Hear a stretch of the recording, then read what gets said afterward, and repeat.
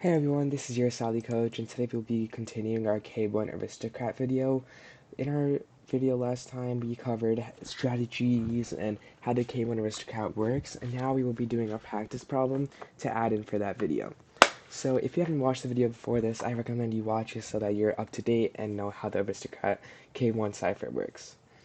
This one says, a quote by Ralph Merkel has been encoded using the K1 Aristocrat cipher for you to decode. So first we would look at our high frequency letters. We have C, D, E pretty high, and we also have M, W, and Y. Y is our very frequent letter, being at 11. So this could be E, this could be maybe T, possibly S if we see it right. And we can start looking through and find out what it could be. So right here we can tell that this two-letter word, it can't be B because it says B right there. Let's see, we have a double letter right here, and that double letter, it could be double S, it could be double L, we would have to look into it, and our E is also pretty frequent, so it could be S or L, so we can have E being S or L, and we don't know about that yet. What else can we try figuring out? We also have MCS right here. This one is pretty weird with the frequency, but you can see that S is kind of low, but not too low. C is also pretty high, so it could be a vowel. And then where's M? M is also pretty high, so it could be some type of consonant like N or maybe L, possibly H. So we would have to look into it, but we know that this cannot be the. I'm just trying to figure out if there is any the in this quote, and it doesn't seem like there is. The same with WZD. It has 7, and then 5, and then 7 again. It's not too frequent, and we're just looking for something to become a good letter. So in this position, I would say that we would just go with one letter that we know that, just like move on and see what we can do with it. So we could just put this as Y going to E, and fill in all of our Y's as E.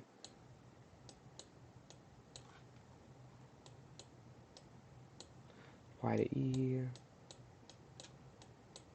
Y to E. And then we can slowly start figuring out where else we can find common words in case there's a word that does repeat, or if we can figure out some long word that's able to form through many common vowels such as A and E.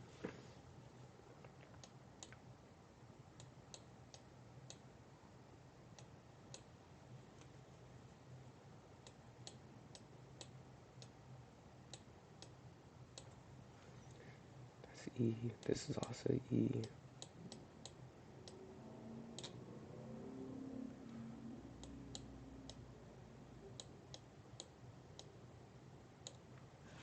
Y to E. And this should be all of the E's that we have right here. And at this moment, we can try saying that S could be the letter B, because B is the most frequent two-letter word in the alphabet. So this one could be BE, it could be we, it could either be we, maybe be, possibly he, but I'm not sure how frequent that one could be. So I guess we could look at this word right here. So if it was W, then W would fit pretty well right here, because it wouldn't make sense for a word to end with just B, and same with H. And if it was H, theoretically, if this was he, and S did become H, then we would need a T in place of the C, which we could have. It's possible. So we don't want to say that right now because it could be W, it could be H. We don't know about that right now. But we also have this four-letter word with a repeating E, and we know that could be L or S. So we can try looking at the other spots where E pops in, such as right here. L, it doesn't make a lot of sense. This just does not work as a letter, as a word. You can have a two-letter word that's looking like that. So I think having a double E in form of an S makes more sense. We can put an S right there, an S right there, and right here.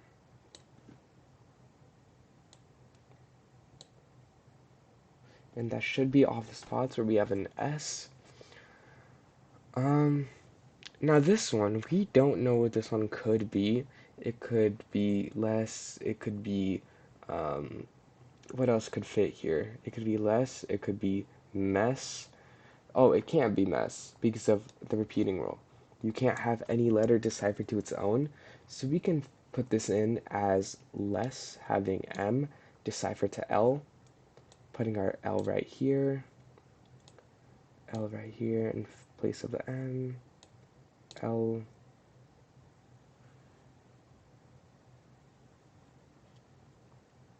and where's the rest of the M? L,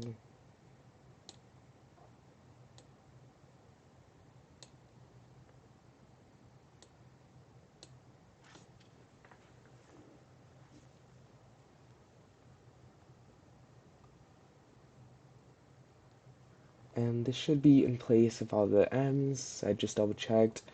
Now we're going back to where this S place. So we were thinking that could be either B or W in that place right there, being we or maybe B.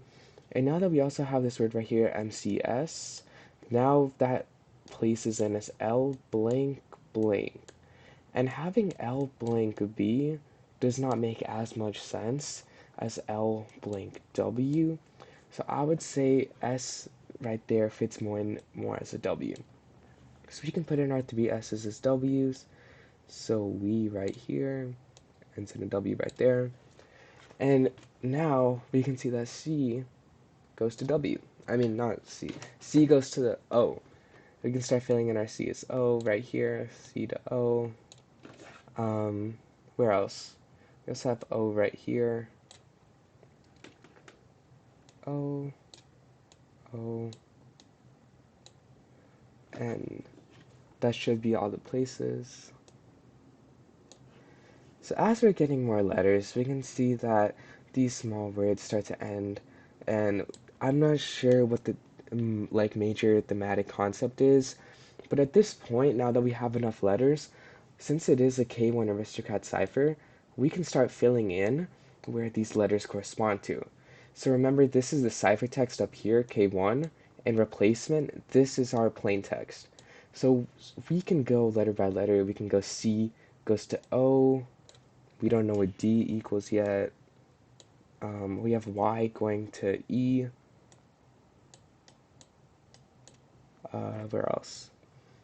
M to L. E to S. And we have S going to W. So now that we have this ending right here as W, we could go W, X, Y, Z, A, B, and then we don't know where the keyword could be placed right now, right here. So this is all that we can truly work with. And we have right here the L, and we have O right here. So if it was L, M, N, O, P right here, and this is where the alphabet starts to continue, then this would be wrong because the O falls back over here. So we still don't know where it could end up, and yeah, I don't know where we could go with this, so we would just have to start going in with the cipher again. But we do have B right here. We have the two-letter word. This could be B going to I. So B, I. Where else do we have our B's? We have one right here. B to I. And B to I right here. Now this is a really big important thing right now, because now we start to see that this is where our E is placed, right here. And E, F, G, H. So this would be an F possibly, then this could be a G. And this is where we know that most of these letters in the middle, from I to O, are somewhere in the keyword, or the keyword starts right around here. That is what we need to figure out.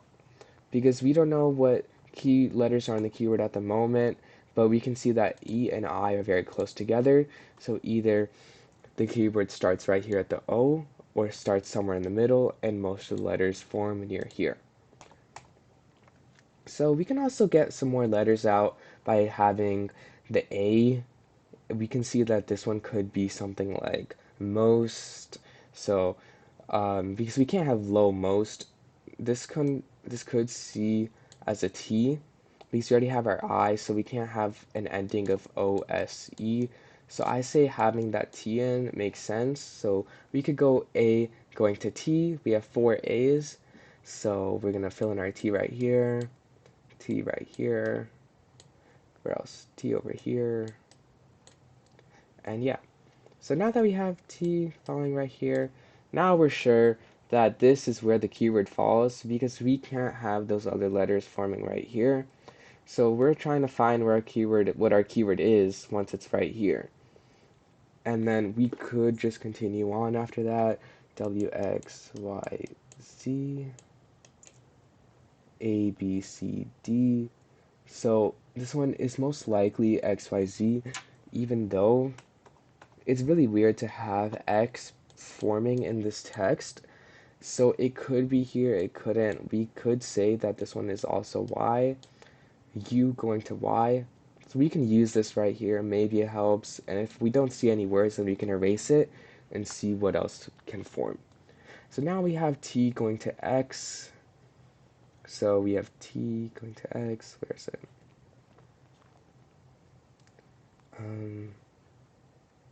Yeah, right here.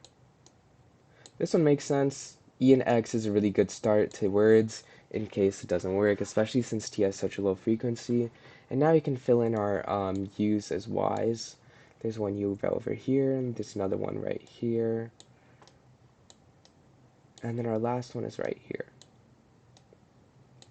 So now we have X, Y, Z, Z being at 0, which makes sense. This is a really good place for us to have words out. And now, what can we do from here, you know? So Z is a pretty frequent word. We also have it right here.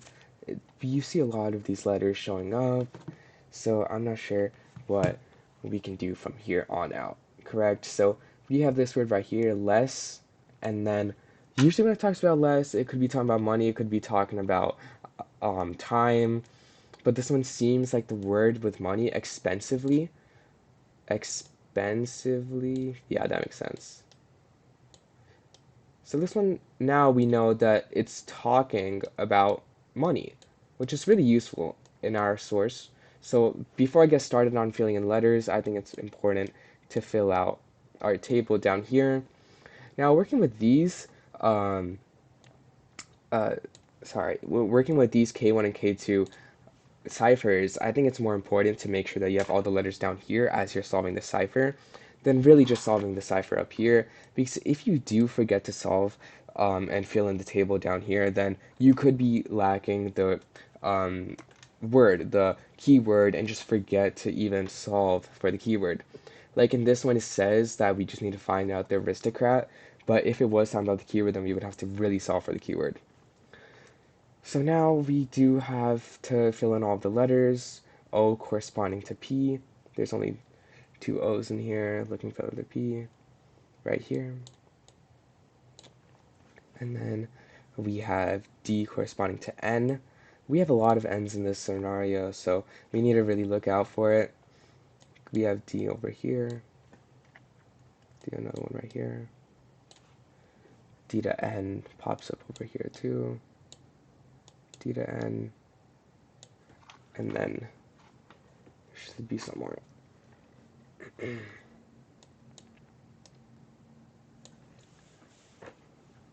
Yeah, this should be it.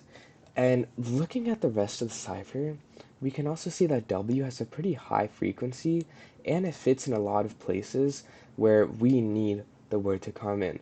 So W going as C makes a lot of sense because this is where we get the word cost, we get the word can. So we have C corresponding to A now. And then we also have it popping up in a lot of other places. C over here, C, C, oops,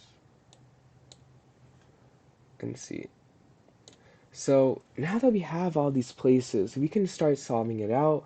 We can have Z going to A as we fill in more letters. C to A, Z to A. You'll need to unlock your... C to A. And this should be it. Now we could go on from here and start solving more. So we can, this is R, X corresponds to R, and this is important because sometimes the keyword forms just like this, where half of it is at the end and the other half is at the start. It doesn't need to be all locked up in one certain place like these five, but it can be some on this end and some on the other end. So now we have creations is our keyword, and now we start from A, so it's not going to be A, it's going to be B, then C, D, not E because we already have it, F, G, H, I, we skip I and go to J, K, L, M, and O are both in our keyword, P, Q, and then R. Now, S, T, U, V. So now that we have this whole table out, this is really useful because now we can just start filling it in. So as I fill in the letters, I just want to say that while you're making these aristocrats, it's really important to find out where the keyword goes and to figure out the rules of the keyword. Because if you do forget to fill in the letters and you're just caught up on the cipher by itself, you're going to miss a lot of the letters that you already know. So I'd say that filling out this table is really necessary if you're trying to go as fast as possible. So molecular, and then over here, it's molecular manufacturing technology is indefinitely. No, sorry, inherently.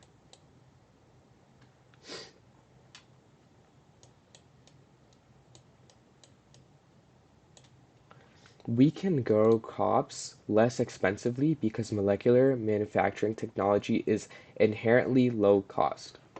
Now, just saying that these ciphers that I use, these are all about Division C. So if these are pretty tough for you, I say to look at Division B first because they have less, they have like less advanced vocabulary words, and you should start looking at the lower vocabulary words so that you can get the hang of looking for these letters. And in Division C, these keywords are also pretty whack, like creations, half and half. But usually in Division B, they would just be at the middle, maybe at the start.